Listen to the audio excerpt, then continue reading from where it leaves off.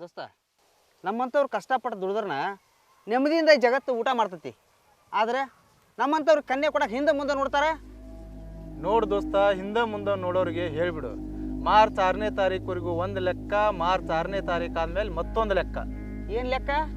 ಏನು ಲೆಕ್ಕಪ್ಪ ಅಂದ್ರೆ ಮಾರ್ಚ್ 6ನೇ ತಾರೀಕಿಗೆ ರೈತರ ಮಕ್ಕಳಿಗೆ ಹೆಣ್ಣು ಕೊಡಿ ಅಂತೇಳಿ ಜಗದೀಶ್ ಮುಖಿಯವ್ರು ಪಿಕ್ಚರ್ ಮಾಡ್ಯಾರ.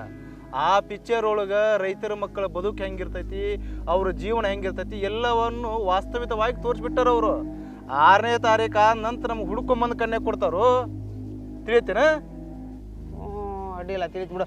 ಹಂಗಾದ್ರೆ ಒಂದು ಕೆಲಸ ಮಾಡೋಣ, ಮೊದಲನೇ ಶೋನ ನಾವು ಹೋಗಿ ನೋಡಿ ಬಂದ್ಬಿಡೋಣ. ಅಲ್ಲೋ ಏನೋ ಮಾತಾಡಿದ್ರಿ ನೀವು ಜಗದೀಶಿ ಪಿಕ್ಚರ್ ಅದು ಅಂತೇಳಿ. ಆ ಜಗದೀಶಿ ಪಿಕ್ಚರ್ ನೋಡಿದ್ರೆ ನನಗೂ ಕಣ್ಣೆ ಸಿಗ್ಬೋದು. ಏನ ಎಲ್ಲದಕ್ಕೂ ಒಂದು ಎಕ್ಸ್ಪೈರಿ ಡೇಟ್ ಅಂತ ಇರ್ತ. ನಿಂದು ಎಕ್ಸ್ಪೈರಿ ಡೇಟ್ ಮುಗಿದು ಬಿಟ್ಟೈತಿ ಈಗ. ನೀ ಏನು ಚಿಂತೆ ಮಾಡ್ಬೇಡ. ಹಾಂ, ಒಂದು ಎಕ್ಸ್ಪ್ರೇಗೆ ಮತ್ತೊಂದು ಎಕ್ಸ್ಪ್ರೇ ಅಂತ ಇದ್ದರ್ತೈತಿ. ಸಿಕ್ಕರು ನಿನಗೂ ಸಿಗ್ಬೋದು. ಮೊದಲೇಕ ಒಂದು ಕೆಲಸ ಮಾಡೋಣ, ಮೊದಲೇ ಶೋನ ಹೋಗಿ ನೋಡ್ಬರೋಣ ಪಿಕ್ಚರ್. ಅದನ್ನ ಹಂಗಾರೆ ಪಿಕ್ಚರ್ ನೋಡೇ ಬರೋಣ ಅಂದ್ಯಾ?